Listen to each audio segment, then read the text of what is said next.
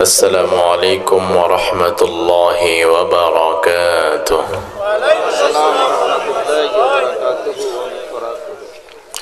الحمد لله نحمده ونستعينه ونستغفره ونؤمن به ونتوكل عليه ونعوذ بالله من شرور أنفسنا ومن سيئات أعمالنا من يهده الله فلا مضل له ومن يضلل فلن تجد له وليا مرشدا ونشهد أن لا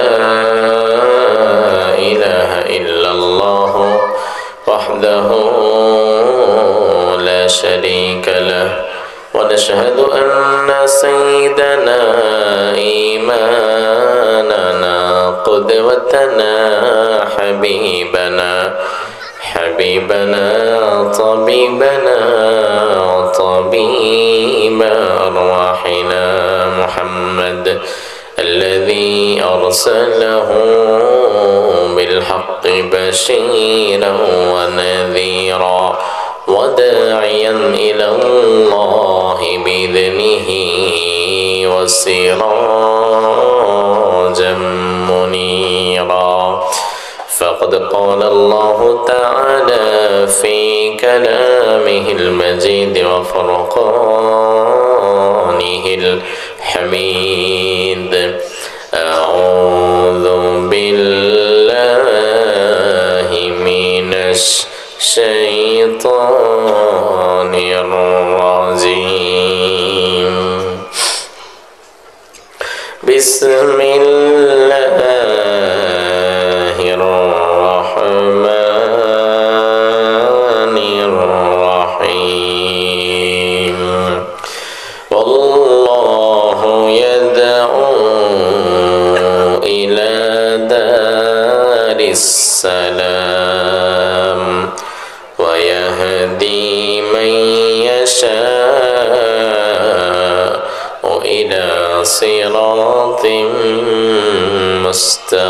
مستقيم وقال تعالى أيضا في القرآن الكريم إن الله وملائكته يصلون على النبي يا أيها الذين آمنوا صلوا عليه وسلموا تسليما نمجر درود পড়ুন اللهم صل على محمد وعلى آل محمد كما صليت على إبراهيم وعلى آل إبراهيم إنك حميد مجيد اللهم بارك على محمد وعلى آل محمد كما باركت على إبراهيم وعلى آل إبراهيم إنك حميد مجيد সকল প্রশংসার একমাত্র মালিককে আল্লাহর নামটা নিতে রাজারহাটের মানুষের কি কষ্ট হয়? এটা রাজারহাট না তো আওয়াজ তো প্রজারহাটের মতো। রাজারহাটের মানুষের আওয়াজ তো রাজারহাটের মতো হতে হবে। সকল প্রশংসার একমাত্র মালিককে। হ্যাঁ, এখন মনে হচ্ছে রাজারহাট, এর আগে মনে হয়েছিল প্রজারহাট। সে আল্লাহর জন্য প্রশংসা করছি, আমরা পড়ছি আলহামদুলিল্লাহ। পড়েন আল্লাহু আকবার কাবীরা ওয়ালহামদুলিল্লাহি কাসীরা সুবহানাল্লাহি বুকরাতাও ওয়া আসীলা।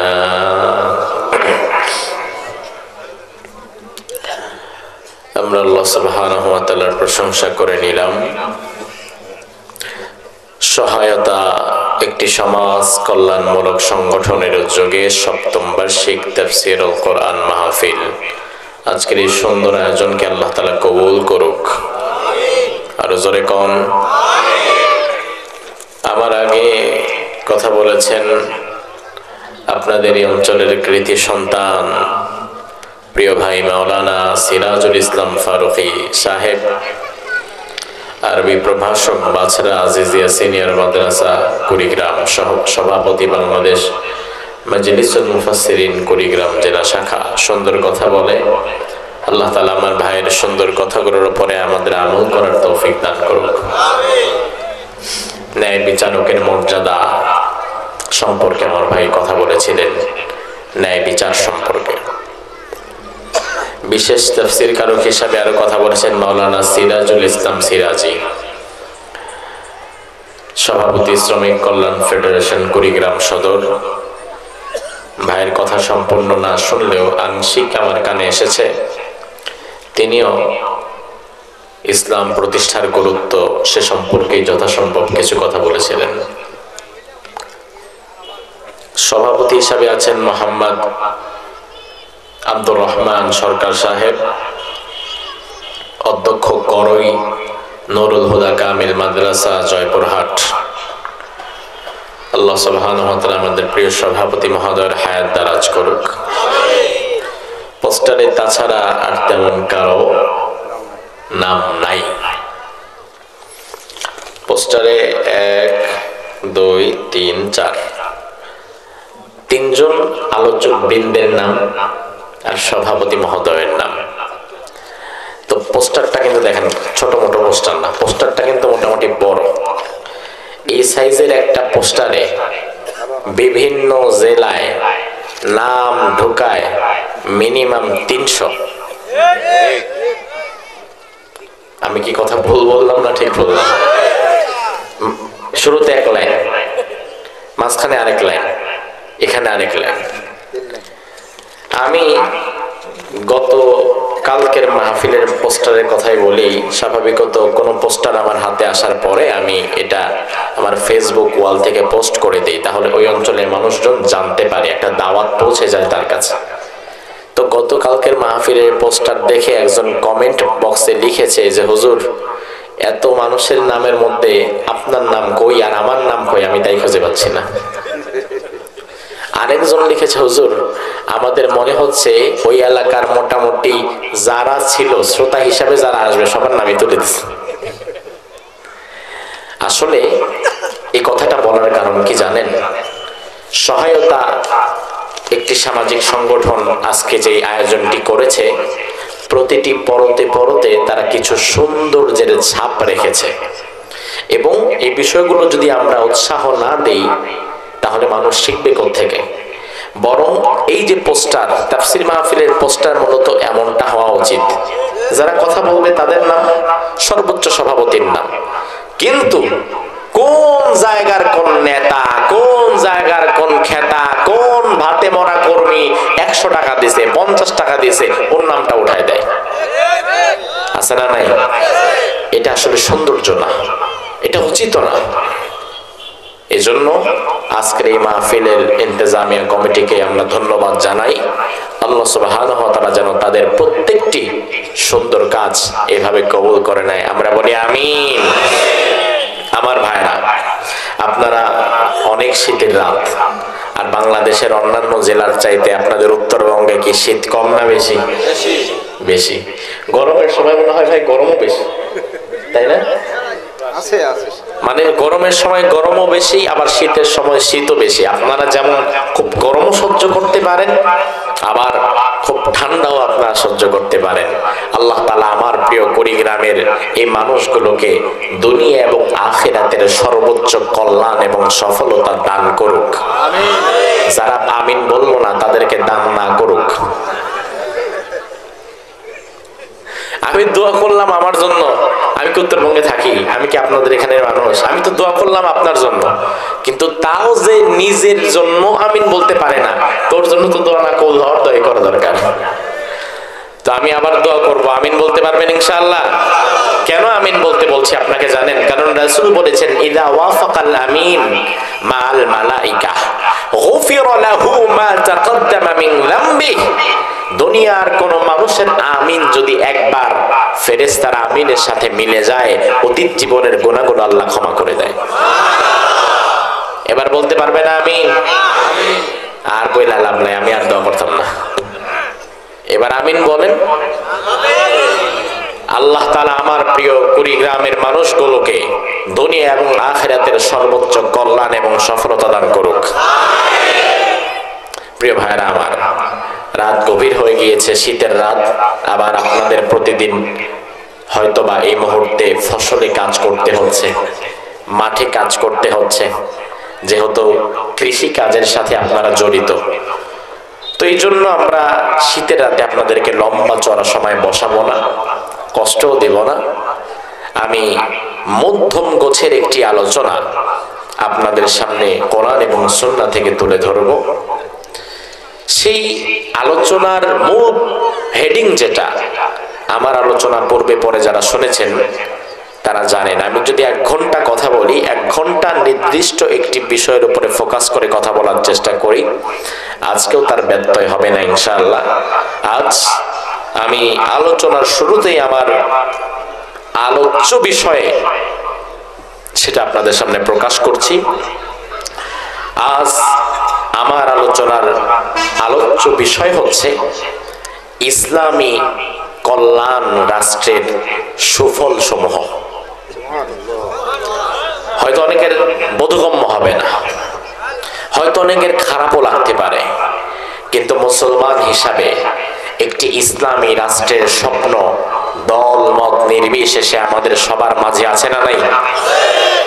এখন ইসলামী কল্যাণ রাষ্ট্র যদি প্রতিষ্ঠা হয়, কি কি সুফল আমরা ভোগ করতে পারবো, রাসূল কি বলেছেন আর আল্লাহ কি বলেছেন, আমি যদি নাই জানি কোন জিনিসের মধ্যে কোন ভিটামিন, তাইলে ওই জিনিসের প্রতি আমার আগ্রহ খুব একটা তৈরি হবে না, ঠিক কিনা?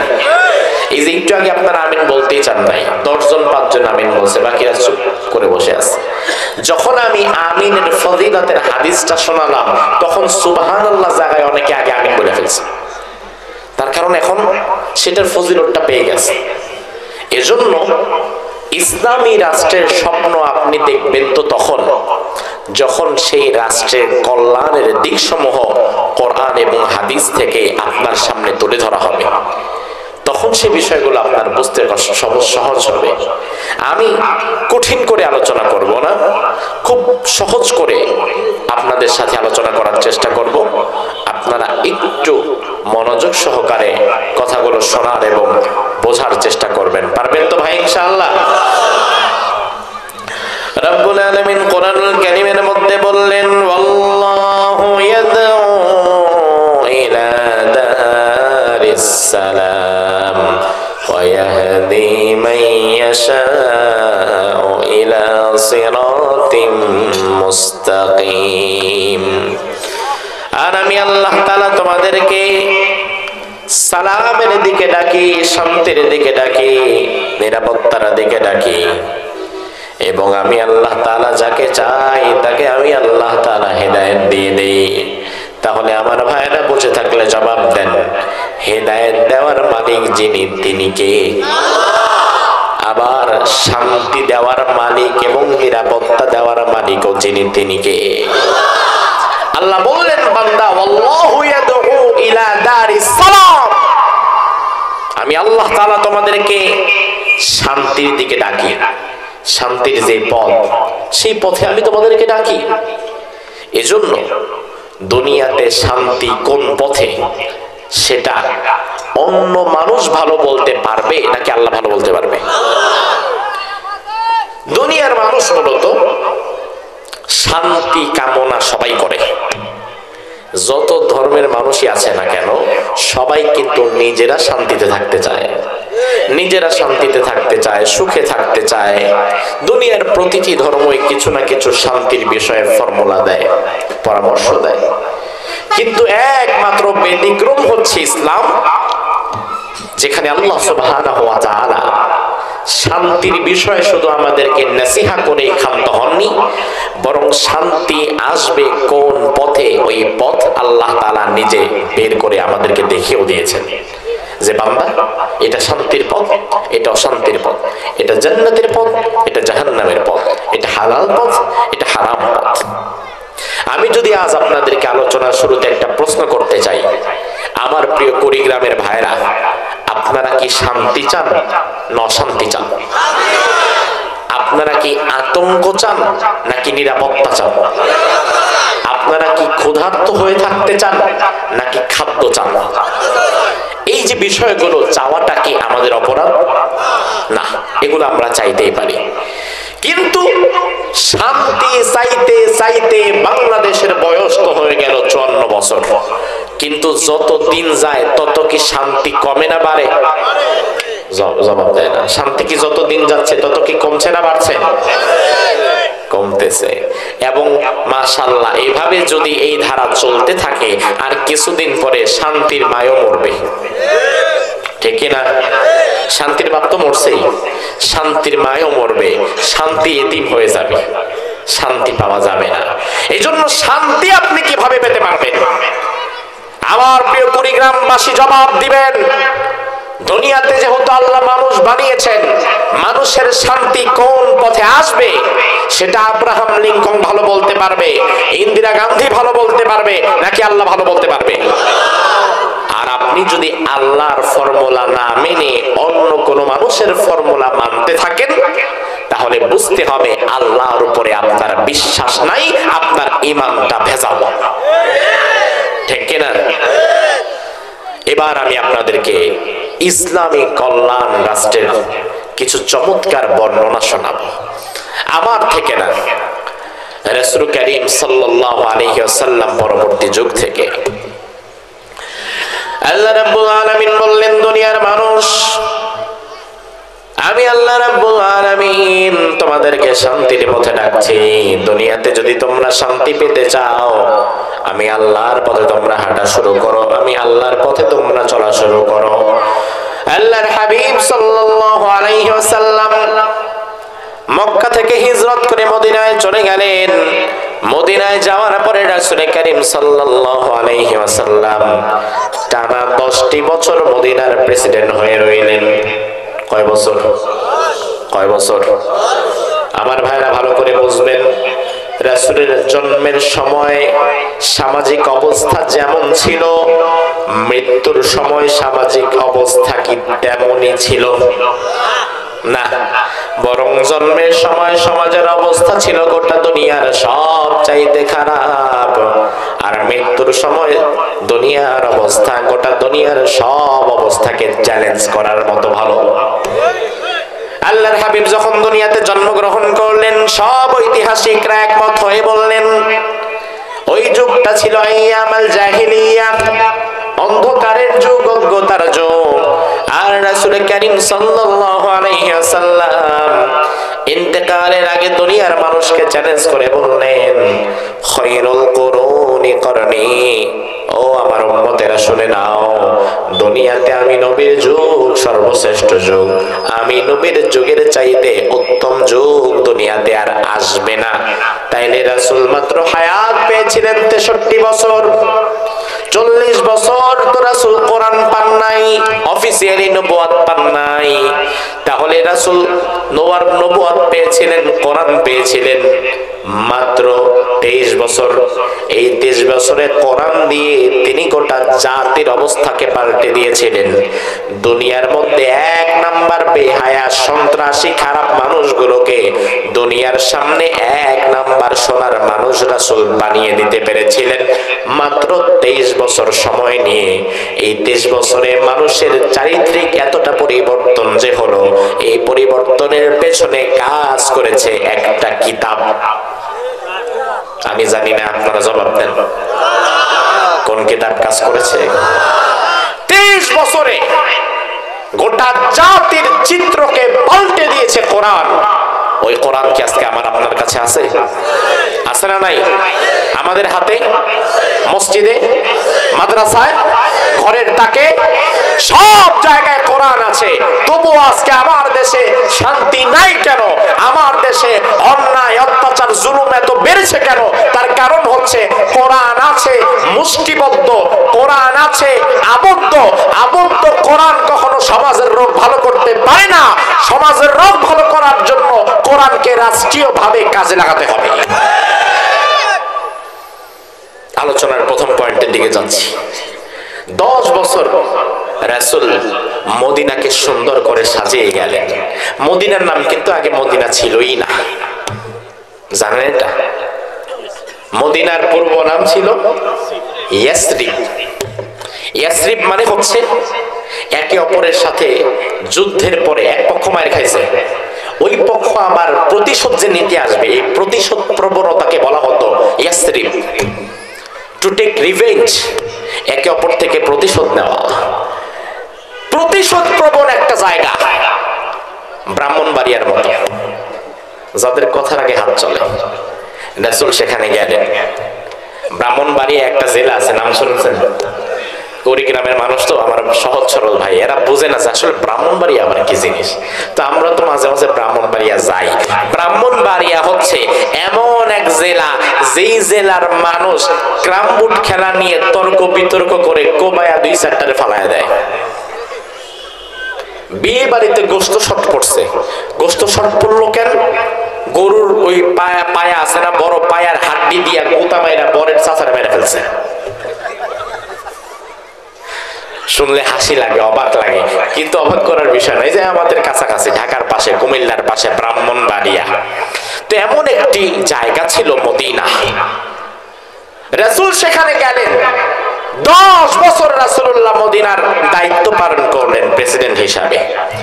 এরপরে রাসূল বললেন ইন্তেকালের পূর্বে, আজ থেকে আমার মদিনাকে, এই শহরকে কেউ আর ইয়াসরিব বলবা না। ইয়াসরিব বললে জরিমানা করা হবে, কারণ এই শহর আর ইয়াসরিব নয়, বরং এই শহর হয়ে গিয়েছে আল্লাহর জান্নাতের শহর। এই সব রাসূল 10 বছরে করলেন। আল্লাহর হাবিব চলে গেলেন দুনিয়া থেকে।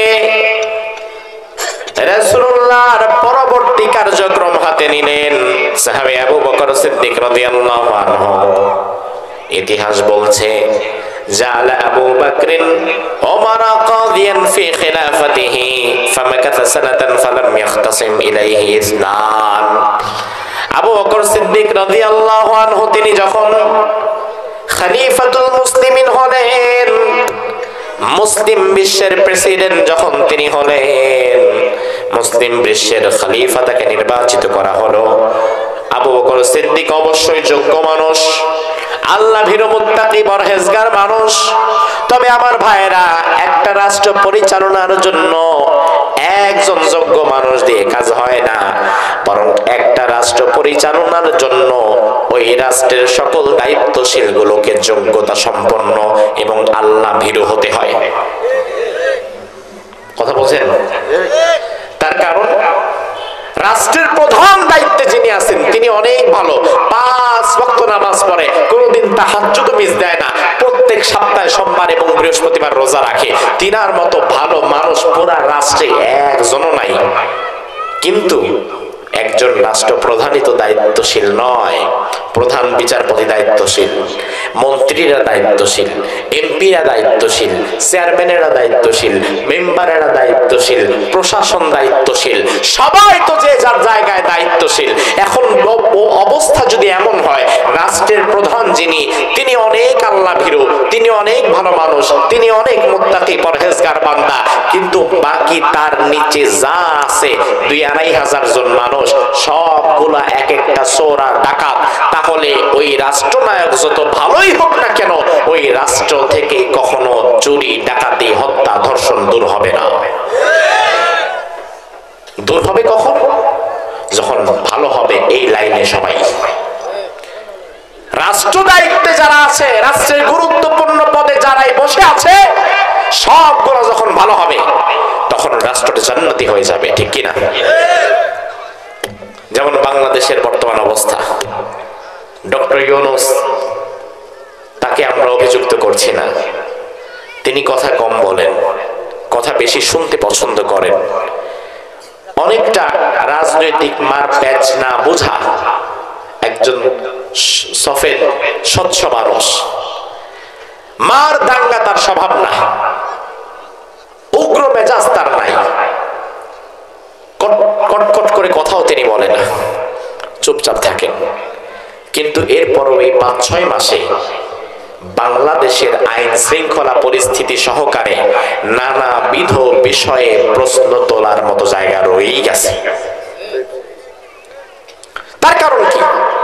প্রশ্ন হতে পারে পূর্বে যিনি ছিল সেটা হয় খারাপ ছিল, সে তো পালাইছে। এখন ডাক্তার ইউনূস না হওয়া ভালো মানুষ, তো ভালো মানুষ আসার পরেও রাষ্ট্রের সামগ্রিক ভালো না হওয়ার কারণ কি?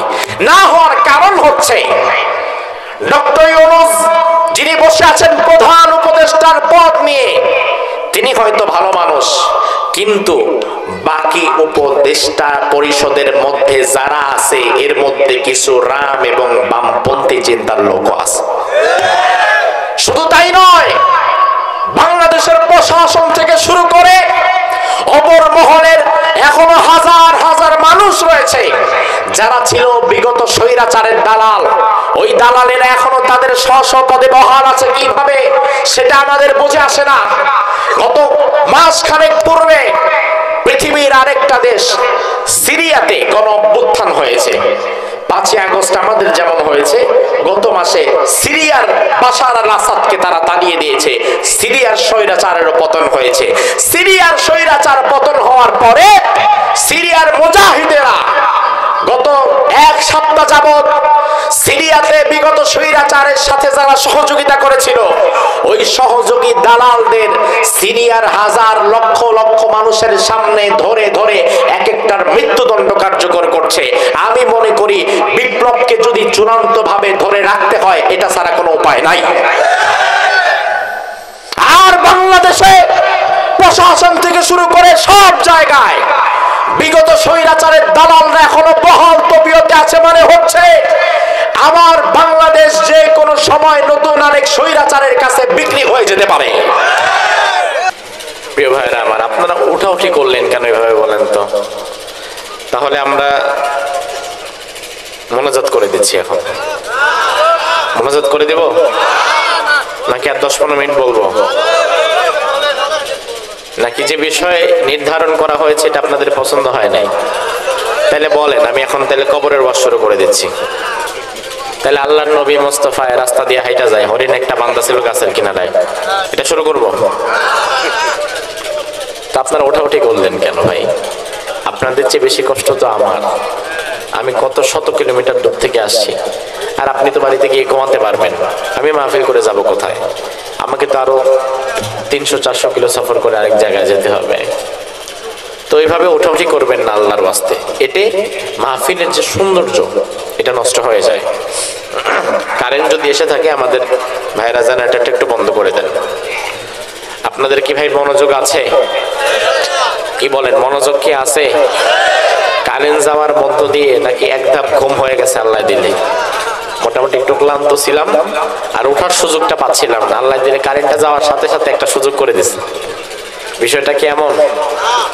একটু জোরে বলেন তো আল্লাহু আকবার। আর একটু জোরে বলেন আল্লাহু আকবার। ব্যাস, লক্ষ্য করেন আবু বকর সিদ্দিক রাদিয়াল্লাহু আনহু তিনি মুসলিম বিশ্বের খলিফা নির্বাচিত হলেন। খলিফা নির্বাচিত হয়ে তিনি ওমর ফারুক রাদিয়াল্লাহু আনহুকে তার প্রধান বিচারপতি বানালেন। তাহলে খলিফা যিনি, তিনি যেমন যোগ্য আবার প্রধান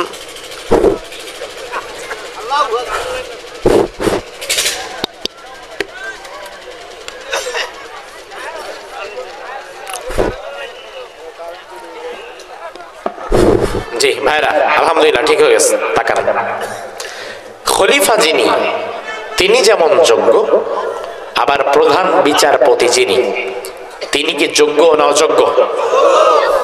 আমি আপনাদের মনোযোগ টেস্ট করতে চাচ্ছি। খলিফা যিনি, প্রেসিডেন্ট যিনি, তিনি কে?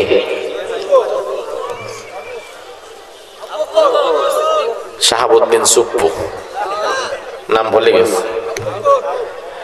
আবারও মনে করিয়ে দিচ্ছি, খলিফা নির্বাচিত হলেন আবু বকর।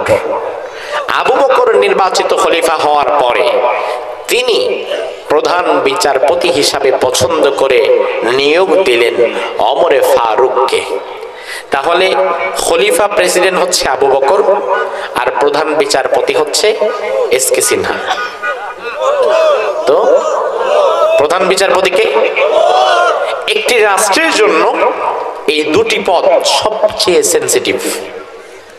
রাষ্ট্রে ইনসাফ প্রতিষ্ঠার জন্য প্রেসিডেন্টের পদ, প্রধানমন্ত্রীর পদ যতটা গুরুত্বপূর্ণ, ঠিক ততটাই গুরুত্বপূর্ণ একজন প্রধান বিচারপতির পদ। রাষ্ট্রের প্রধান বিচারপতি তিনি যদি পা চাটা চাটুকর দালাল হয়, তাহলে ওই রাষ্ট্রে কোনোদিন ইনসাফ থাকে না, ওই রাষ্ট্র থেকে কখনো বৈষম্য দূর হয় না। আমাদের ছাত্ররা তো বৈষম্যের বিরুদ্ধে আন্দোলন করতে করতে মরেই গেল। আমাদের আবু সাইদ বৈষম্যের বিরুদ্ধে আওয়াজ তুলতে তুলতে বুক পেতে গুলি খেয়ে মরে গেল। আমাদের আবু সাইদ মুখ ধরা বৈষম্যের বিরুদ্ধে আওয়াজ তুলতে গিয়ে মরে গেল। বৈষম্য দূর হবে না ততদিন, আল্লাহর কোরআন প্রতিষ্ঠা হবে না যতদিন। যদি বৈষম্য দূর করতে চাও, সকল মতবাদের মুখে লাথি মেরে আল কোরআনের মতবাদকে সামনে আনতে হবে, ঠিক কিনা মুসলমান? আবু বকর সিদ্দিক রাদিয়াল্লাহু আনহু ওমর ফারুক রাদিয়াল্লাহু আনহুকে প্রধান বিচারপতি বানালেন। এবার মুসলিম বিশ্বের অবস্থা খুব সুন্দর হয়ে গেল। কোথাও আর কোনো অশান্তি নাই, কোনো মারামারি নাই, কোনো রাহাজানি নাই, কোনো অন্যায় নাই, কোনো বিচার নাই। সুশৃঙ্খল ভাবে একটি রাষ্ট্র পরিচালিত হচ্ছে। হঠাৎ করে 1 বছর পর ওমর ফারুক রাদিয়াল্লাহু আনহু একটি ইস্তফা নিয়ে আবু বকরের কাছে এসে বললেন, ও আমার ভাই আবু বকর, আমি আর প্রধান বিচারপতির পদে আমি আর কাজ করতে চাচ্ছি না।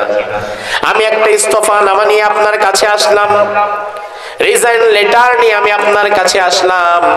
আমার কথা হচ্ছে, 1টা বছর মদিনার মধ্যে আমি ছিলাম, আমি দায়িত্ব পালন করেছি, কিন্তু 1 বছরের মধ্যে 1 বছর পার হয়ে গিয়েছে। তবে আমি আবু বকরের, আমি ওমরের কাছে বাদী বিবাদী হয়ে কখনো 2 জন মানুষ বিচার প্রার্থী হয়ে আসে নাই। এই ইতিহাস দুনিয়াতে কোথাও আছে? আমি বোঝাতে পারি না এই বিষয়টা। 1 বছর পার হয়ে গেছে একটি দেশে, যেই দেশে 1 বছরের মধ্যে বিচারপতির কাছে একটা বিচারও যায়নি।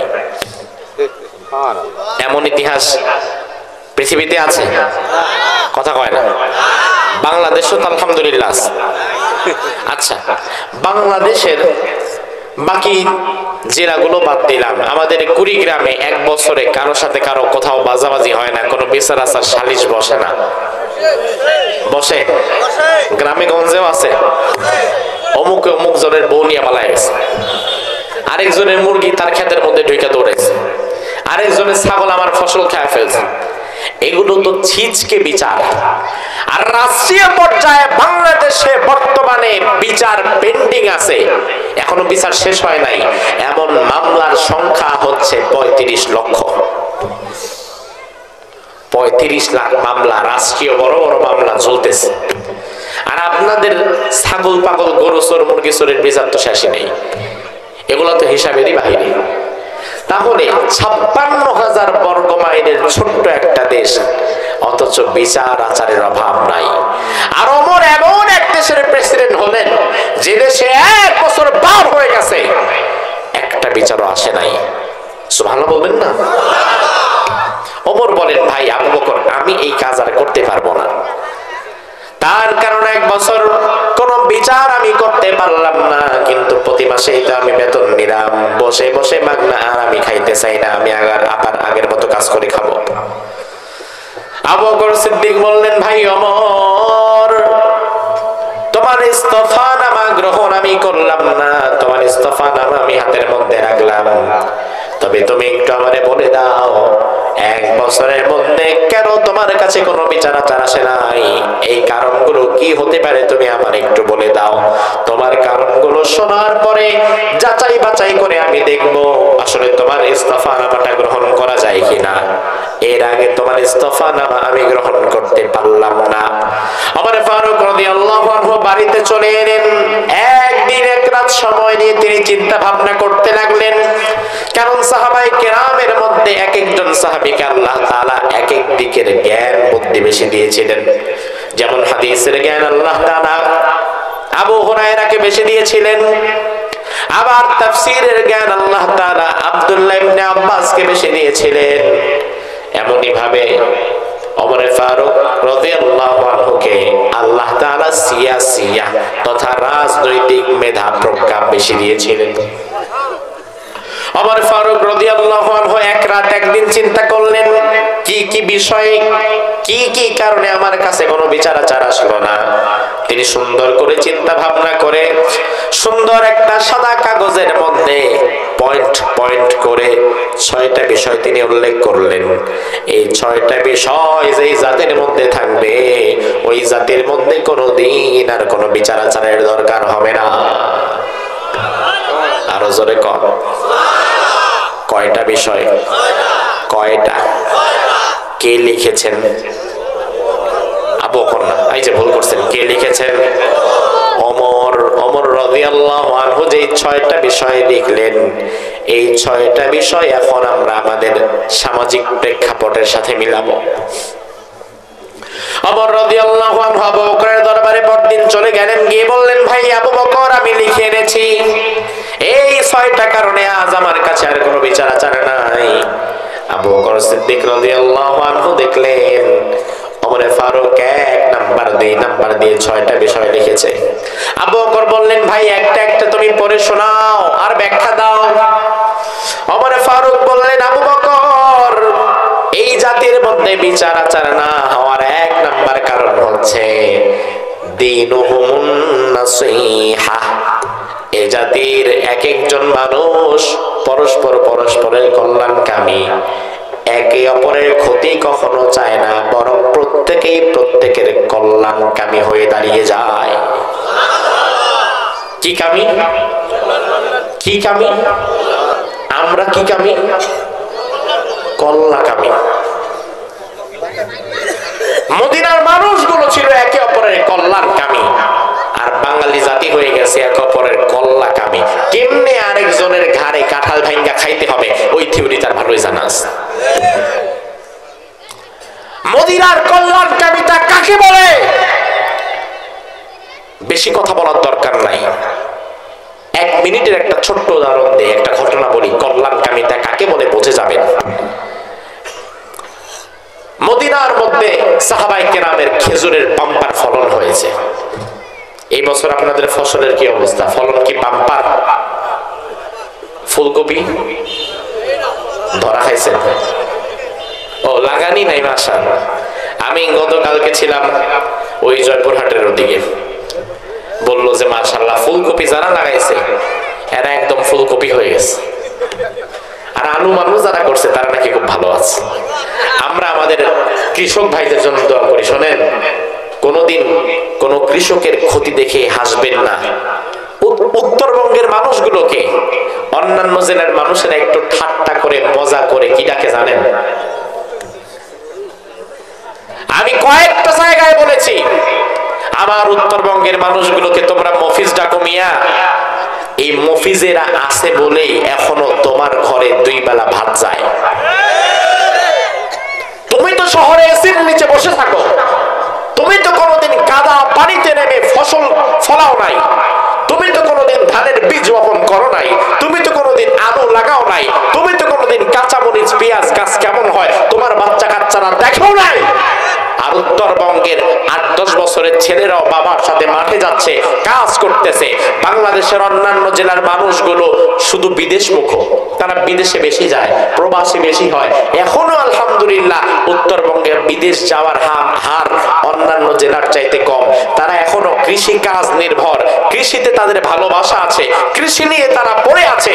বাংলাদেশের উৎপাদিত প্রায় 80% ফসল উত্তরবঙ্গের জেলাগুলো থেকে যায়।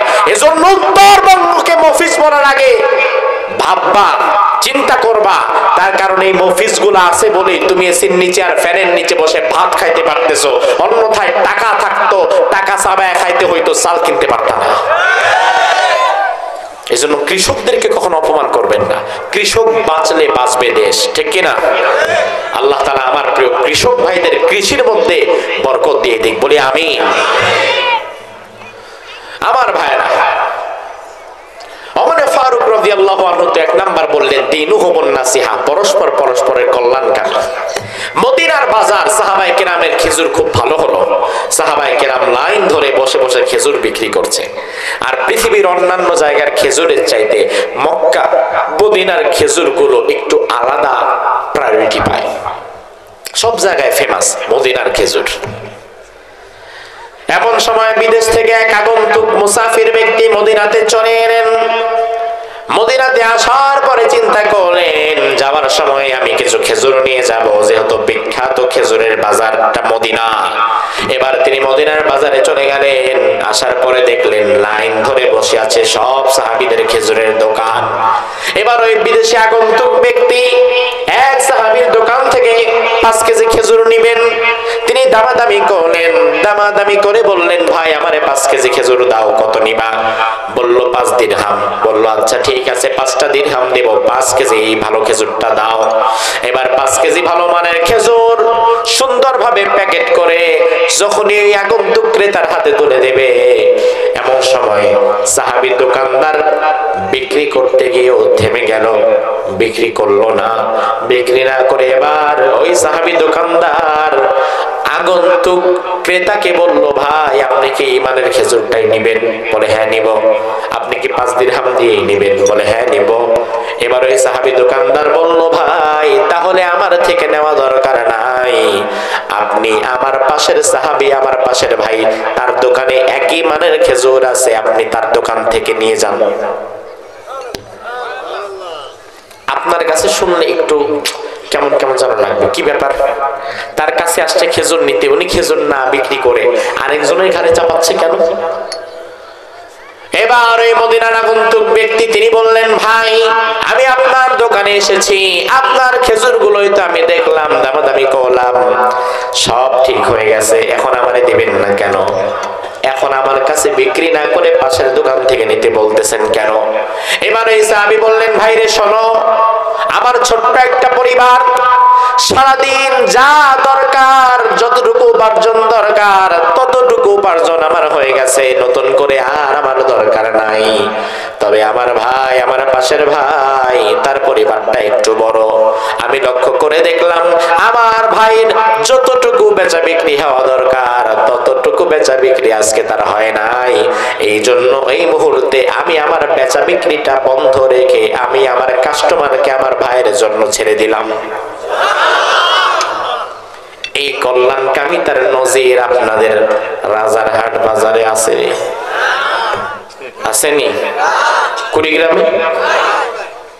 আরে বাবা, বরং রাজারহাট বাজারে গিয়া যদি দেখেন বাজারের দুই পাশে 2টা মিষ্টির দোকান বা দুই পাশে 2টা মুরগির দোকান, আপনি নিয়মিত এক দোকান থেকে মুরগি নেন, একদিন বলে যদি আরেক দোকান থেকে মুরগি নিয়ে যান, আর এই দৃশ্য যদি অপর দোকানওয়ালা দেখে, তাইলে আপনারা টিটকারি মাইরা বলবো ও ভাই ঠিক আছে না, আমাদের কাছে তো মুরগি নাই।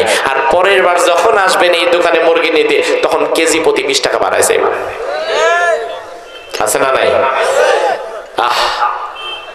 তার মানে মদিনার মানুষগুলো যেইভাবে পরস্পর পরস্পরের কল্যাণকামী হয়েছিল, এই কল্যাণকামিতা আজ আমাদের মাঝে নাই।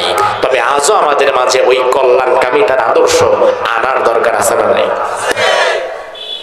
অমর বললেন ভাই 1 নম্বর পয়েন্ট দীনুহুমুন নাসিহা, এই জাতির মানুষেরা পরস্পর পরস্পরের কল্যাণকামী, এজন্য বিচার আসার তো আসবে না। আবু বকর বললেন আচ্ছা বুঝলাম। 2 নম্বর কি? ওমর বললেন ভাই শোনো, 2 নম্বর পয়েন্ট হচ্ছে ওয়ামালুহুম আল-আমরু বিল মারুফ ওয়ান নাহয়ু আনিল মুনকার।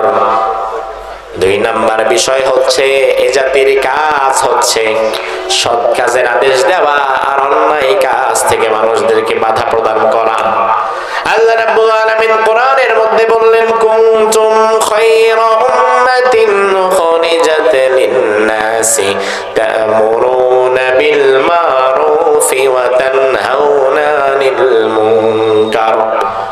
তোমরাই হচ্ছে সর্বশ্রেষ্ঠ জাতি, তোমাদের সৃষ্টি করা হয়েছে মানবতার কল্যাণে, আর তোমাদের কাজ হচ্ছে সৎ কাজের আদেশ দেওয়া এবং অন্যায় কাজ থেকে মানুষদেরকে বাধা প্রদান করা। যেই জাতির লোকেরা সৎ কাজের আদেশ দেয় না, অন্যায় থেকে বাধা প্রদান করে না, ওই জাতির মধ্যে ধীরে ধীরে নতুন নতুন জালিম আর স্বৈরাচার পয়দা হয়। আমার ভাইরা ভালো করে বুঝবেন, জালিম স্বৈরাচার একদিনে সৃষ্টি হয় নাই, একদিনে কেউ স্বৈরাচার হয়ে যায় না, বরং স্বৈরাচার বানাই আমরা, জালিম বানাই আমরা। আপনি বলবেন কিভাবে? আমি বলবো ভাই, ওই জালিম যখন প্রথম একদিন একটা অন্যায় করেছে, আমরা ভালো মানুষগুলো বাধা দেই নাই, এজন্য পরের দিন আরো দুইটা অন্যায় বাড়ায় করছে, আমরা তখনও বাধা দেই নাই। পরের দিন অন্যায় আরো চারটা বাড়ায় করছে, আমরা তাও বাধা দেই নাই। এইভাবে আমাদের ভালো মানুষগুলোর নীরবতার কারণে হয়তো এক সময় সে মস্ত বড় স্বৈরাচার হয়ে গেছে। ফেরাউনকে একবার প্রশ্ন করা হয়েছিল, ফেরাউন কিসে তোমার এত বড় স্বৈরাচার বানায় দিল? ফেরাউন তখন বলেছিল, বনি ইসরাঈলের নীরবতাই আমার স্বৈরাচার বানিয়ে দিয়েছে। আমি প্রথম বনি ইসরাঈলের একজন মানুষকে হত্যা করলাম। বনি ইসরাঈলদের মধ্যে মোট 12টা গোত্র ছিল। কয়টা গোত্র? 12টা গোত্র। ফেরাউন একদিন এক গোত্রের একজন মানুষকে মেরেছে, বাকি 11 গোত্রের মানুষ প্রতিবাদ করে নাই, চুপ থেকেছে। ফেরাউন যখন পরের দিন ভিন্ন আরেক গোত্রের মানুষকে মেরেছে, বাকি 11 গোত্র প্রতিবাদ করে নাই, চুপ থেকেছে। তার কারণ বিষয়টা হয়ে গেছে বাংলাদেশের মতো, নিসা টুপিরে মারলে উষা টুপিওয়ালা চুপ থাকে, উষা টুপিরে মারলে নিসা টুপিওয়ালা চুপ থাকে, পীরের মুরিদরে মারলে পীরের মুরিদ না যারা তারা চুপ থাকে, কওমি মার খাইলে আলিয়া খুশি, আলিয়া মার খাইলে কওমি খুশি। এইভাবে স্বৈরাচার একদিনে সবাই রে মানে নাই, ধীরে ধীরে একজন একজন করে ধরেছে আর শেষ করেছে। অথচ আমার ভাইয়েরা, টুপি উঁচা হোক আর নিচা হোক, পাঞ্জাবি লম্বা হোক আর খাটো হোক, গোল হোক আর ফাড়া হোক, আমাদের সবার ধর্ম তো একটা, সেটার নাম কি? আমাদের সবার রব তো একজন, তিনি কে?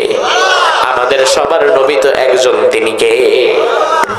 এজন্য আমাদের মতো ভালো মানুষগুলো যখন একজনকে মারলে আরেকজন কোনো বাধা দেয় না, তখন আমাদের নীরবতার কারণে ধীরে ধীরে একজন স্বৈরাচার তৈরি হয়ে যায়, ঠিক কিনা?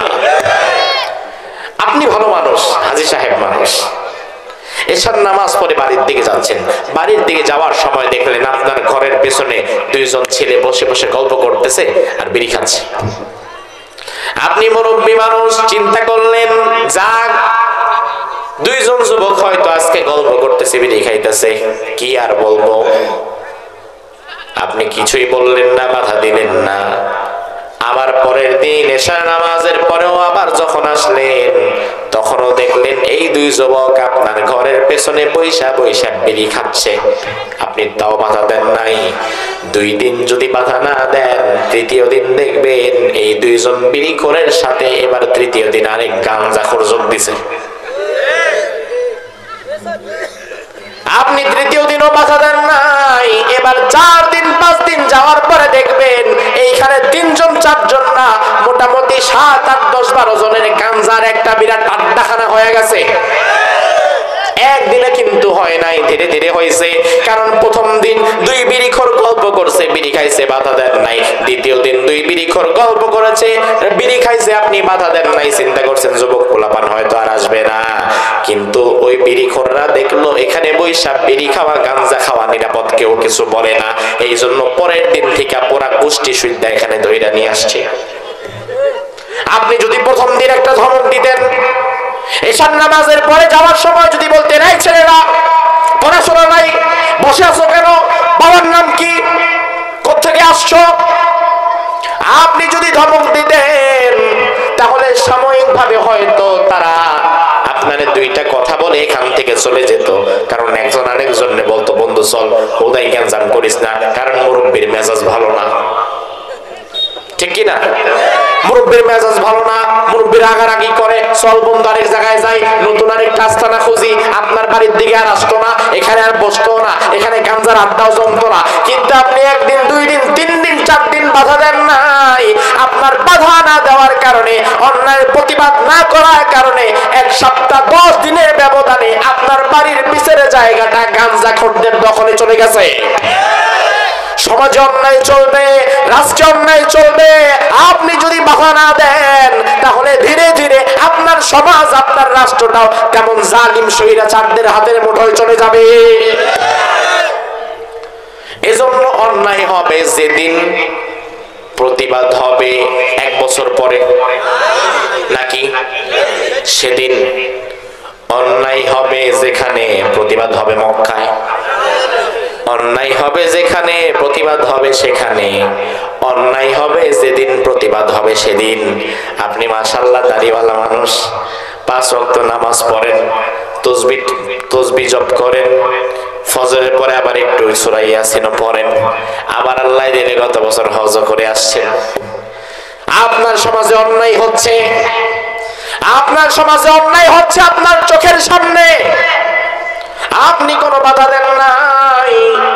কারণ আমি এমন বহু হাজী সাহেব, বহু নামাজি, বহু মুত্তাকি, বহু পরহেজগার দেখেছি যারা নিজে জান্নাতে যেতে চায়, সমাজের মানুষ জাহান্নামী হইলেও তার কোনো ঠেকা নাই।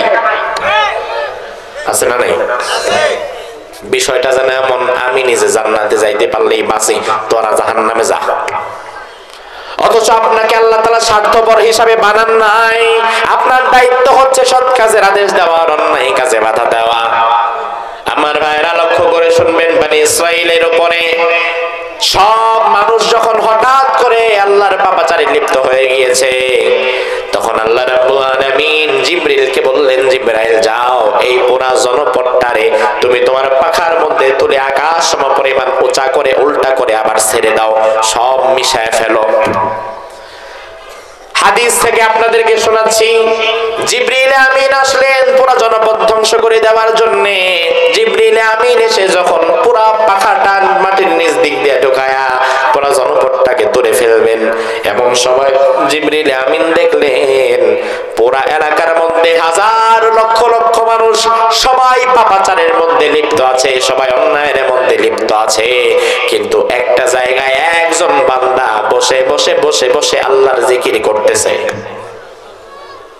জিবরিল আমিন অবাক হয়ে গেলেন, আয় আল্লাহ, এত ভালো মানুষ এই খারাপ মানুষদের মধ্যে থাকে কিভাবে?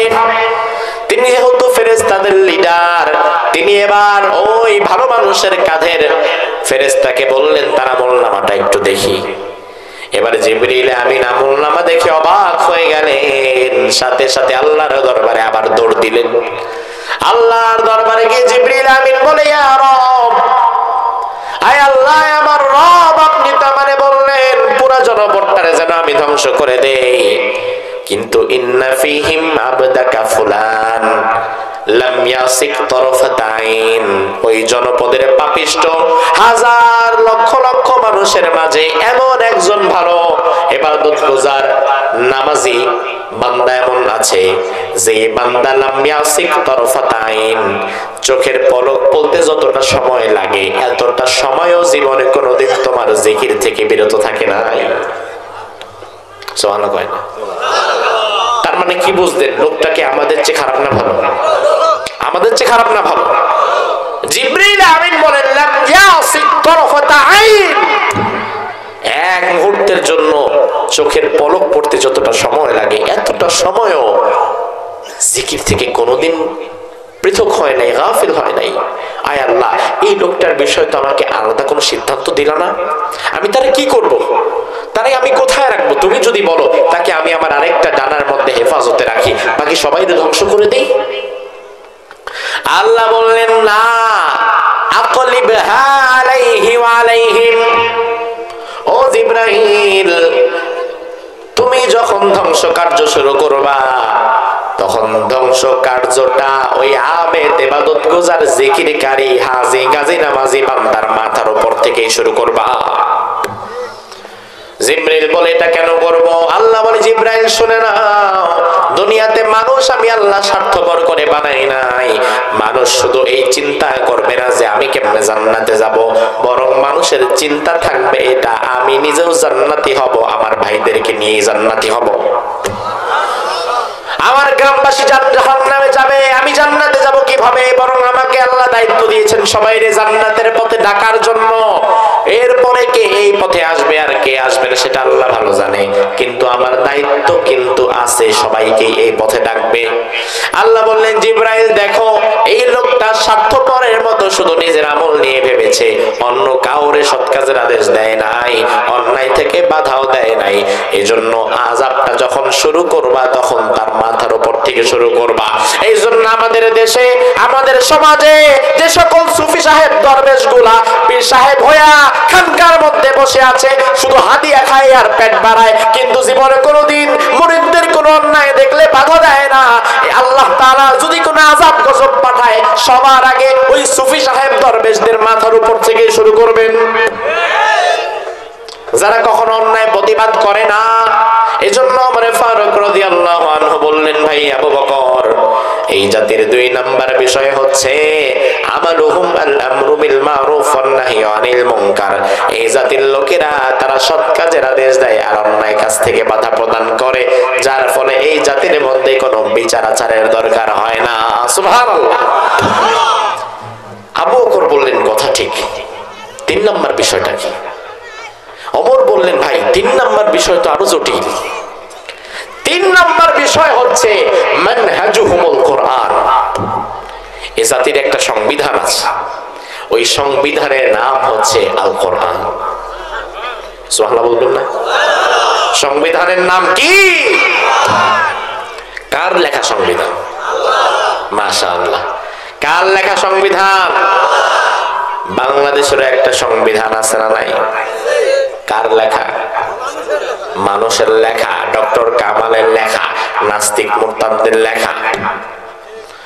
এজন্য আমার ভাইরা, আপনি দেখবেন বাংলাদেশের সংবিধানে কিছু কিছু জায়গায় সরাসরি আল্লাহর সাথে শিরিক করা হয়, সরাসরি আল্লাহর সাথে কুফর করা হয়। যেমন আমার ভাইরা জবাব দিবেন, জীবন এবং মৃত্যুর মালিক কে? আরো জোরে কম। কিন্তু তোমার দেশের সংবিধানের মধ্যে ভালো করে উল্লেখ করা আছে, কোন মৃত্যুদণ্ডপ্রাপ্ত আসামি যদি রাষ্ট্রপতির কাছে প্রাণ ভিক্ষা চায়, রাষ্ট্রপতি তার ক্ষমতা বলে ওই মৃত্যুদণ্ডপ্রাপ্ত আসামিকে প্রাণ ভিক্ষা দিতেও পারে। অথচ জীবন দেওয়ার মালিক কি রাষ্ট্রপতি না আল্লাহ? তাইলে তোমার সংবিধানে রাষ্ট্রপতির মোটামুটি আল্লাহর সাথে সমকক্ষ করে দেয়া হয়েছে, যেটা শিরিক।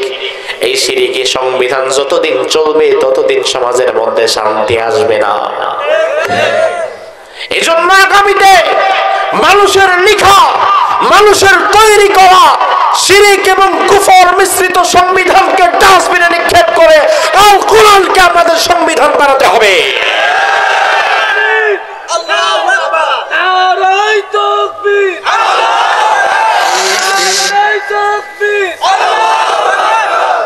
আমার ভাইরা, কোরআন একটা সংবিধান, লক্ষ্য করে শুনবেন এই পয়েন্টটা বিশেষ করে। কোরআন একটা সংবিধান, আবার বাংলাদেশেরও আলাদা একটা সংবিধান আছে বর্তমানে। কোরআনের যে সংবিধান, এই সংবিধানটা কার? আরো জোরে। আর বাংলাদেশেরটা হচ্ছে মানুষের তৈরি করা। বাংলাদেশের সংবিধানের কোন ধারা, কোন আইন যদি আপনি না মানেন, তাহলে প্রশাসন, সরকার আপনারা কি আদর করবে না জেলে দিবে? বাংলাদেশের সংবিধানের কোন আইন, কোন ধারা না মানার কারণে সরকার যেমন তোমারে জেলে দিবে, একই ভাবে আল্লাহর 30 পারা কোরআনে সংবিধান না মানার কারণে আমার আল্লাহ তোমারে জেলে না, তোমারে জাহান্নাম দিবে। এই জন্য আমার ভাইরা, আল্লাহর দেওয়া সংবিধান যেটা কোরআন, রাসূলুল্লাহ সংবিধান দিয়ে 10 বছর রাষ্ট্র পরিচালনা করেছেন। রাসূল যখন 10 বছর কোরআন দিয়ে রাষ্ট্র পরিচালনা করেছেন, তখন রাষ্ট্রের প্রতিটি সেক্টরে সেক্টরে যিনি শান্তির অফুরন্ত বারিধারা নাজিল করেছেন তিনি কে? আমাদের বাংলাদেশের সাথে মদিনার নামের একটা সুন্দর মিল আছে, কি জানেন? সোনার মদিনা, আর এটা সোনার বাংলা। তবে সোনার মদিনার জায়গায় থাকলেও সোনার বাংলা মূলত সোনার বাংলার জায়গায় নাই। সোনার মদিনা তো রাসূল করে দিয়ে গিয়েছেন কোরআন দিয়ে, আর তোমার সোনার বাংলা তোর অবস্থা তো এখন এমন হয়ে গিয়েছে, সোনার বাংলা মূলত এখন শ্মশান বাংলায় পরিণত হয়েছে। যদি তুমি সত্যিকার অর্থে সোনার বাংলা করতে চাও, তাহলে সোনার মদিনাকে অনুসরণ করেই করা লাগবে, ঠিক না? আমাদের অনেক ভাইরা তারা বলে ওয়াজ মাহফিল করবেন, ওয়াজ মাহফিল করেন, রাজনীতি করেন কেন? অথচ ইসলামে কি রাজনীতি আছে না নাই? আমি জানি না, আপনাদের কাছ থেকে জানতে চাচ্ছি, ইসলামে কি রাজনীতি আছে না নাই? ইসলামে কি অর্থনীতি আছে না নাই? ইসলামে কি পারিবারিক নীতি আছে না নাই? ইসলামে কি যুদ্ধ নীতি, বন্দী নীতি আছে না নাই? ইসলামে কি সামাজিক নীতি আছে না নাই? কারণ আমার আল্লাহ বলেছেন ইন্নাদ-দীনা ইনদাল্লাহিল ইসলাম, আমি আল্লাহর নিকট একমাত্র মনোনীত জীবন ব্যবস্থার নাম হচ্ছে ইসলাম। আরেক জায়গায় আল্লাহ বলেছেন আল ইয়াউমা আকমালতু লাকুম দীনাকুম, আমি আমার দ্বীনকে পরিপূর্ণ করে দিলাম। এখন কেউ যদি বলে ইসলামের মাঝে রাজনীতি নাই, অর্থনীতি নাই, যুদ্ধনীতি নাই, বন্দী নীতি নাই, ইসলাম শুধুমাত্র নিছক একটা ধর্ম, তাহলে বিশ্বাস করো সে ইসলামকে বুঝেই নাই, ইসলামকে সে বুঝতেই পারে নাই। ইসলামে যদি রাজনীতি না থাকতো, মুহাম্মদুর রাসূলুল্লাহ 10 বছর মদিনার প্রেসিডেন্ট হতে পারতেন না। আবু বকর, ওমর, ওসমান, আলী রিজওয়ানুল্লাহি আলাইহিম আজমাইন গোটা অর্ধেকটা দুনিয়া তারা পরিচালনা করতে পারতেন না। তার মানে ইসলামে এগুলো আছে, কিন্তু তোমার মাথায় ঘিলু নাই, যার ফলে তুমি এটা বুঝতে পারছো না। ইসলামের কাছে আসো। আরেকটা বিষয় লক্ষ্য করেন, রাজনীতি সবাইকেই করতে হবে, নট নেসেসারি। আপনি রাজনীতি করেন না, চাষা পোষা কৃষক মানুষ, আল্লাহ আপনাকে দাঁড় করায় জিজ্ঞেস করবে না তুই রাজনীতি করলি না কেন, তুই জাহান্নামে যা। না, রাজনীতি করা সকলের জন্য ফরজ নয়। তবে ইসলামে রাজনীতি নাই, আমি রাজনীতি পছন্দ করি না, এই কথা বলা কুফরি।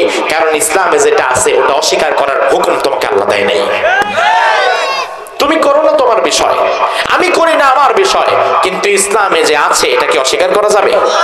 অসম্ভব। এবং বলাও যাবে না যে রাজনীতি আমি পছন্দ করি না। পছন্দ করব না কেন? অবশ্যই পছন্দ করি। আমার আল্লাহ তাআলা যে রাজনীতি আমাকে শিখিয়েছে, মুহাম্মদুর রাসূলুল্লাহ মদিনার 10 বছর যে রাজনীতি করেছে, আবু বকর যে রাজনীতি করেছে, ওমর ফারুক যে রাজনীতি করেছে, ওসমান আলী যে রাজনীতি করেছে, এই রাজনীতি অবশ্যই আমি পছন্দ করি। তবে ওই রাজনীতি সমাজতন্ত্রের রাজনীতি না, ওই রাজনীতি গণতন্ত্রের রাজনীতি না, ওই রাজনীতি জাতীয়তাবাদের রাজনীতি না, ওই রাজনীতি হচ্ছে খেলাফতের রাজনীতি, ইমারতের রাজনীতি, ইসলামী রাজনীতি। ওই রাষ্ট্র ব্যবস্থার মাধ্যমে একটি কল্যাণমূলক রাষ্ট্র গঠন হয়। আর আমি মনে করি 2024-এ আবু সাইদ মুগ্ধরা জীবন দিয়েছে বৈষম্যের বিরুদ্ধে। বৈষম্য যদি দূর করা লাগে, তাহলে ইসলাম প্রতিষ্ঠা ছাড়া অন্য কোনো উপায় নাই। এজন্য আবু সাইদ মুগ্ধরা 2024 সালে রক্ত ঝরিয়েছে, জীবন দিয়েছে। আমাদের সন্তান, রংপুরের সন্তান, এই মাটির সন্তান, আজ বাংলাদেশে যদি আমরা ইসলাম প্রতিষ্ঠা করতে না পারি, তবে তাদের রক্তের মর্যাদা আমরা রাখতে পারবো না। এক জালিম বিদায় হয়ে আবার নতুন স্বৈরাচারের জন্ম হয়ে যাবে। এজন্য আমার ভাইরা, কথাগুলো মনোযোগ সহকারে শুনবেন, কোন দলের দিকে কথাগুলো নেবেন না। কারণ দিন শেষে সব দল আমার, দল তো পরে, ধর্ম তো আগে, ঠিক কিনা? ওমর ফারুক বললেন মানহাজুহুমুল কোরআন, বিচার আচার আসবে কিভাবে? তাদের সংবিধানের নামই তো কোরআন। সুবহানাল্লাহ। আমার ভাইরা, কোরআনকে সংবিধান হিসাবে মানে না এমন লোক আমাদের সমাজে আছে না নাই? তবে আমি তো মনে করি বাংলাদেশে কোরআনকে সংবিধান হিসাবে মানে না তারা যারা চোর। কথা কি ঠিক না বেঠিক? বাংলাদেশে কোরআনকে সংবিধান হিসাবে মানতে চায় না তারা যারা ডাকাত, যারা হত্যাকারী, যারা ধর্ষণকারী। কারণ কারণ তারা চিন্তা করে কোরআন যদি আল্লাহ না করুক কোনোদিন বাংলাদেশে প্রতিষ্ঠা হয়ে যায়, তাহলে চোরগুলার একটার সাথেও তাদের হাত থাকবে না, ডাকাতগুলার একটার সাথেও তাদের কল্লা থাকবে না। এই জন্য বাংলাদেশে যারা অপরাধে লিপ্ত তারাই মূলত কোরআনকে রাষ্ট্রীয়ভাবে দেখতে চায় না। এখন তুমি যদি না চাও, তুমি ওই কাতারে পড়ে গেছো, আপনাকে চাইতে হবে এটা। আমার ভাইরা, কোন ভূখণ্ডে যদি আসমানি কিতাবের বিধিবিধান কায়েম হয়ে যায়, ওই ভূখণ্ডে শান্তি থাকে না অশান্তি হয়? এবার আমি আপনাদেরকে হাদিস থেকে ঘটনাটা শোনাই। আল্লাহর হাবিব সাহাবীদেরকে বললেন, সাহাবীরা, প্রাচীন জনপদে একটি অঞ্চল আসমানি কিতাবের আইন দ্বারা শাসিত হচ্ছিল। কোন কিতাব? আমি কিন্তু কোরআন বলি নাই। কোন কিতাব? হ্যাঁ, কোরআন ও আসমানি কিতাব। তবে কোরআন ছাড়া আরো কিছু আসমানি কিতাব আছে না নাই? কি কি? তাওরাত, জাবুর, ইনজিল, আবার কোরআন। তাই রাসূল সাহাবীদেরকে বললেন, সাহাবীরা, প্রাচীন জনপদে একটি অঞ্চল আসমানি কিতাবের বিধান দ্বারা শাসিত হচ্ছিল। ওই জনপদে একবার এক ব্যক্তি আরেক ব্যক্তি থেকে এক খণ্ড জমি ক্রয় করলো। জমি, একজন ব্যক্তির টাকা পয়সা দরকার, মেয়ে বিয়ে দিতে পারছে না, আর আরেকজন ব্যক্তির এক খণ্ড জমি দরকার, জমিতে সে চাষাবাদ করবে। এবার যার টাকা দরকার সে তার জমিটা বিক্রি করে দিল যার জমি দরকার তার কাছে, বাস খালাস, কোনো সমস্যা নাই। পরদিন হঠাৎ করে জমির নতুন মালিক যখন জমির মধ্যে, এই যে আপনারা চাষাবাদ করার আগে জমিটার যে কোপান, এটা কি বলে? আরে বাবা, জমিটার উর্বর করেন না, এটা আপনাদের ভাষায় কি বলেন? চাষাবাদ। চাষ করতেছেন, জমিটাকে চাষ করলেন। ওই ব্যক্তি চাষ করতে গিয়ে দেখলো কোদালের কোপ দিয়েছে যেখানে, কোদাল ওখানে আটকে গেছে, টং করে শব্দ হয়েছে। তার মানে কোদালের সাথে লোহার কোনো কিছু একটা বাজছে। এবার সে তাড়াতাড়ি মাটিটা খুঁড়লো, কি ব্যাপার, কি বাজলো এখানে, নতুন জমি নিলাম। হঠাৎ করে দেখলো একটা কলসি, কোনো বিষয় না, কলসি তো। কলসি নিয়ে দেখে মুখটা ভালো করে আটকানো। তিনি মুখটাও ভাঙলেন, কলসির ভিতরে আবার কি মাটির নিচে ঢুকাইছে কেন? তিনি এবার কলসির মুখ ভেঙে দেখলেন পুরা কলসিটা স্বর্ণ এবং মুদ্রা দিয়ে ঠাসা। অবশ্য আপনি চিন্তা করতেছেন আমি পাই নাই, আমি খামাখা সুবহানাল্লাহ কয়ে লাভ আছে? বলেন সুবহানাল্লাহ। এবার ওই ব্যক্তি, ধরেন আমরা যদি আল্লাহ দিলে এই জমিটা আমার ভাইয়ের, আমি কিনলাম, এই জমিটা আমি কেনার পরে আগামীকাল সকালে জমি চাষাবাদ করার সময় এই জমির নিচে আমি একটা স্বর্ণের কলস পেলাম।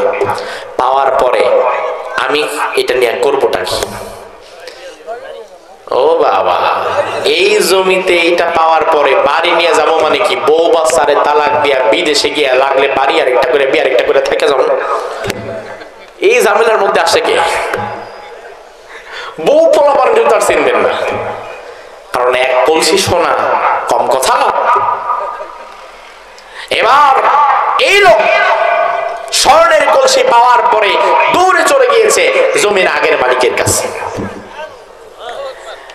রাসূলুল্লাহর বুখারীর হাদিস বলছি, দরজায় নক করলো, ভাই ভাই তাড়াতাড়ি বের হন, সর্বনাশ হয়ে গেছে।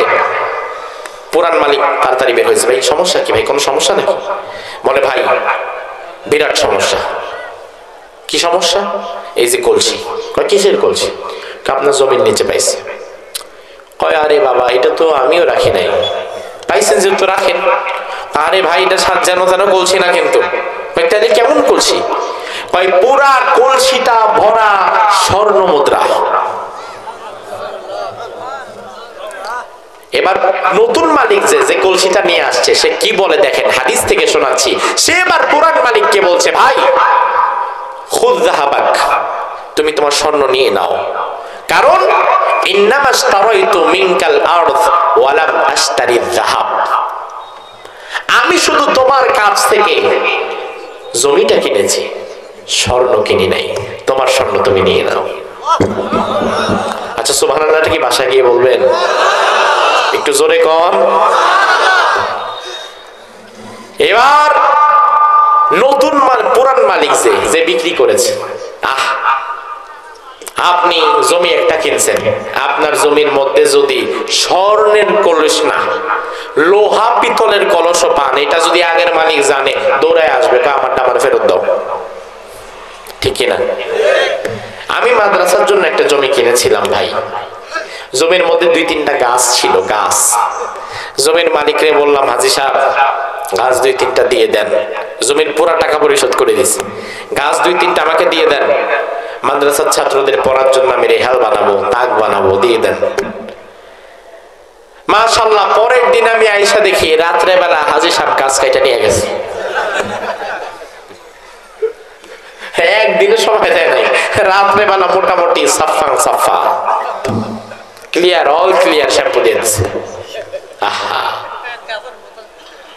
অথচ আমার ভাইরা স্বর্ণের কলসি নিয়ে আসছে, এসে বলতেছে আপনারটা আপনি রাখেন, আমি স্বর্ণ কিনি নাই। পুরান মালিক বলছে ইন্নামা বিআতুকাল আরদ ওয়া মা ফিহা, আমি তো তোমার কাছে শুধু মাটি বিক্রি করি নাই, উপরে নিচে যা আছে সব দিয়ে দিছি। লাগলনি ভেজাল। এবার কেউ নিতে চায় না, উনি বলে আমি নিব না, আপনিও বলেন উনিও নিবে না। এবার দুইজন ধরেন ঝগড়া করতেছে, উনি বলে ভাই তুমি নাও, উনি বলে ভাই তুমি নাও, কেউ নিতে চাচ্ছে না। অথচ জিনিসটা কি দামি না কম দামি? মোটামুটি এই যুগে পাইলে বাংলাদেশের শ্রেষ্ঠ ধনী হয়ে যেতে পারবেন। এবার উভয় মিলে সিদ্ধান্ত নিল শুধু শুধু ঝগড়া বিবাদ করার চাইতে আমরা একজন বিচারপতির কাছে যাই। বিচারপতি যদি হয় বাংলাদেশের বিচারপতি শামসুদ্দিন মানিক, তাহলে কাহিনীটা কি হবে? মুখে দাও, বাদ দেন না, ওই ব্যাটার কথা বাদ দেন। বিচারপতি যদি হয় আমাদের মধ্যে কোনো মানুষ, দুজন যদি এসে বলে কলসিটা আমিও নেব না, উনি যদি বলে আমিও নেব না, একটা ফায়সালা করে দেন। আমি তো বলবো মুখে দাও, দুজনেই যেহেতু নিবা না তাহলে আমারই দিয়ে দেন, মুখে দাও। শুধু শুধু ঝগড়াঝাটি করার কি আছে? তোমরা বাড়ি চলে যাও, জিকির আজগার করো, আর কলসিটা আমিই রাখি, একদম সুন্দর সমাধান দিয়ে দিলাম। আহা, আসমানি কিতাব থাকলে দেখেন বিচার কাকে বলে। সুবহানাল্লাহ বলেন আগে। বিচারপতির কাছে গেছে, বিচারপতি সব শুনে বলছে, কারণ বিচারপতি আসমানি কিতাব আছে তো বিচারপতি আরেকজনেরটা খাইতেও পারবে না, তাইলে আসমানি কিতাবের আইন দিয়ে আবার বিচারপতির কল্লা থাকবে না, এজন্য সেও তো পারবে না।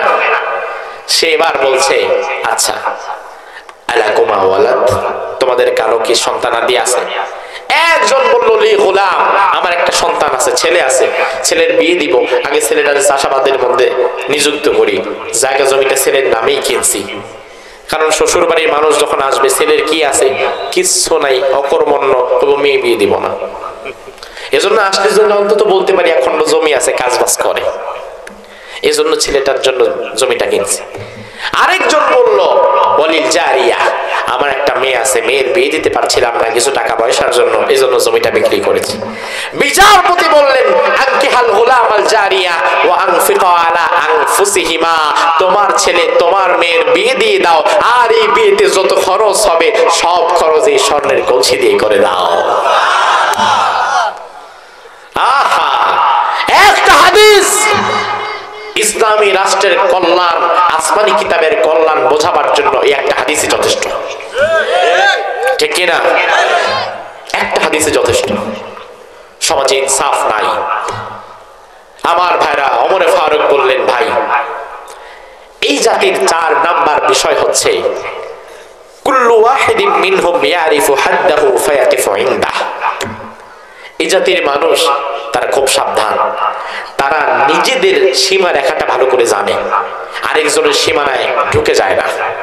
কেউ কারো জমির আইল ঠেলে না, জমির আইল ঠেলতে ঠেলতে আরেকজনের জমির মধ্যে ঢুকে যায় না, বরং আমার সীমানা যেটা এটা আমি জানি, তার সীমানা যেটা সেটা সে ভালো করেই জানে। কেউ কারো সীমানায় নাক গলায় না। বাংলাদেশের মানুষ যদি একে অপরের সীমানায় নাক গলানো বন্ধ করে দেয়, আমার তো মনে হয় বিচার ফায়সালা এমনিতেই কমে যাবে, ঠিক কিনা? ভারত যদি বাংলাদেশের অর্থনীতি, রাজনীতি, সমাজনীতি, সংস্কৃতির মধ্যে বাম হাত ঢুকানো বন্ধ করে দেয়, নাক গলানো বন্ধ করে দেয়, আমার সীমানায় এসে ও যদি আমার সীমানাকে ঠেলে ধাক্কা দিয়ে না সরায়, ও যদি ওর সীমানায় ঠিক থাকে, ও যদি আমার এখানে নাক না গলায়, আমি মনে করি বাংলাদেশের 50% সমস্যার সমাধান এমনি হয়ে যাবে। সমস্যা হয় কেন? হওয়ার কারণ হচ্ছে নিজের সীমানা বাদ দিয়া ও যখন আমার সীমানায় প্রবেশ করতে চায় তখনই তো সমস্যা হয়।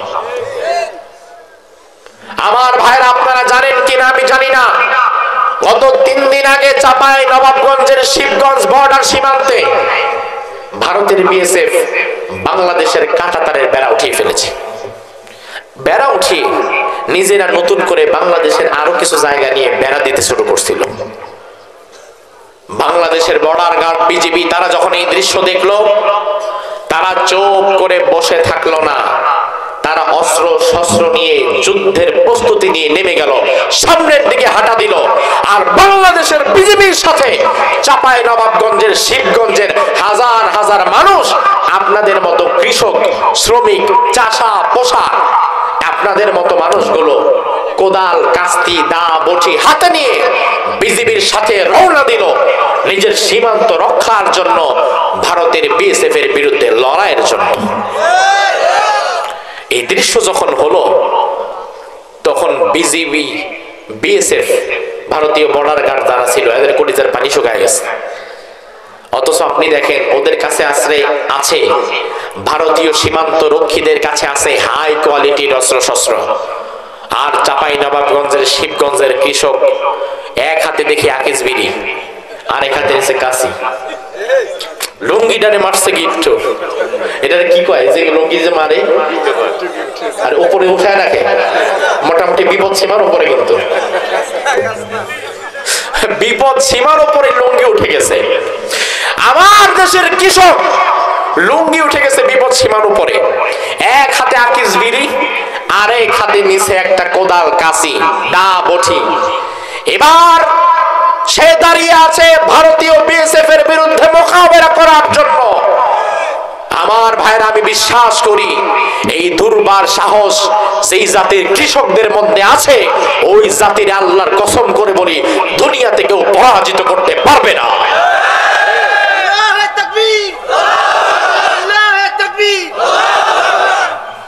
আমি অবাক হয়ে গেছি, কি সাহস তার! মারবে মারুক, গুলি করবে করুক। এই জাতি মাঝে মাঝে পাগল হয়ে খেলে, এই জাতি মাঝে মাঝে নিজের তার কেটে ফেলে, এই জাতির লোকেরা মাঝে মাঝে হুশ জ্ঞান হারায় ফেলে।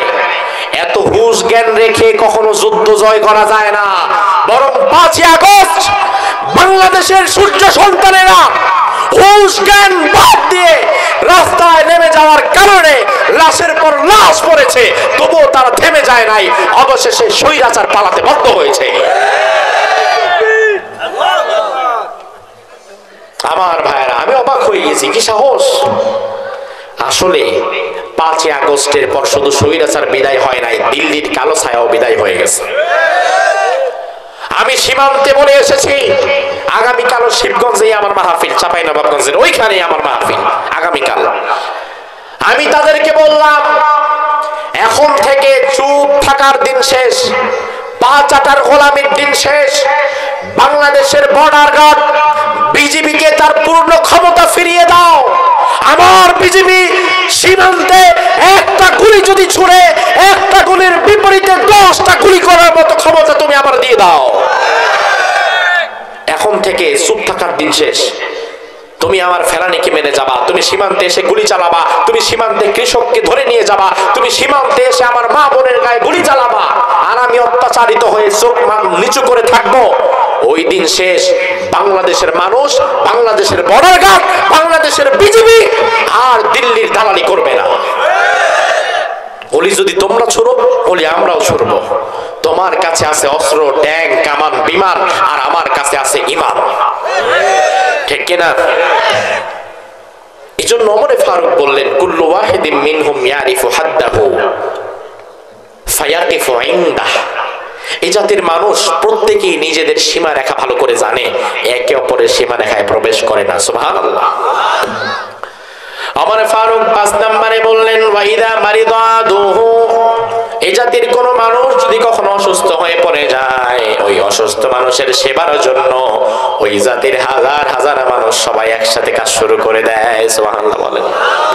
ওমর ফারুক 6 নম্বরে বললেন, ওয়াইদা ইফতাকরানুহু, এই জাতির কোন মানুষ যদি কখনো পুঁজি হারায়া নিঃস্ব হয়ে যায়, ব্যবসায় লস খেয়ে যায়, ওই নিঃস্ব পুঁজি হারানো মানুষের পাশে বাকি এলাকার সব মানুষেরা মিলে টাকা পয়সা দিয়ে তাকে আবার দাঁড় করায় দেয়। অর্থাৎ প্রত্যেকের জীবনে প্রত্যেকের কিছু না কিছু অবদান আছে, এজন্য ঝগড়া বিবাদ কখনো হয় না। আমার ভাইরা, আমি আজ আপনাদের কাছে সর্বশেষ একটি মেসেজ দিয়ে বিদায় হতে চাই। এই যে ইসলামী কল্যাণ রাষ্ট্রের সুফল আমি আপনাদেরকে আজ শোনালাম, আমার কুড়িগ্রামের ভাইরা জবাব দিবেন, ইসলাম যদি প্রতিষ্ঠা হয় তাহলে সমাজে কি শান্তি আসবে না অশান্তি থাকবে? শরিয়া যদি কায়েম হয় তাহলে সমাজে শান্তি যিনি প্রতিষ্ঠা করে দিবেন তিনি কে? বাংলাদেশে ইসলাম প্রতিষ্ঠা হোক, এটা কি আপনারা চান? আবার জবাব দেন, বাংলাদেশে কোরআন প্রতিষ্ঠা হোক, এটা কি আপনারা চান? কুড়িগ্রামের ভাইরা জবাব দেন, বাংলাদেশে কোরআন প্রতিষ্ঠা হোক, এটা কি কুড়িগ্রামের মানুষ চায়? বাংলাদেশে ইসলাম প্রতিষ্ঠা হোক, এটা কি আপনারা চান? বাংলাদেশে শরিয়া, খিলাফা, ইমারা কায়েম হোক, এটা কি আপনারা চান? তবে শরিয়া কায়েম করতে গেলে, দ্বীন প্রতিষ্ঠা করতে গেলে, আবার যদি আমাদেরকে রক্ত দিতে হয়, আমাদেরকে যদি শহীদ হতে হয়, শহীদ হয়ে শাহাদাতের ঈদগাহে শামিল হয়ে আল্লাহর জমিনে কারা কারা আল্লাহর দ্বীন কায়েমের জন্য প্রস্তুত থাকবা, হাত তুলে আল্লাহরে দেখায় দাও।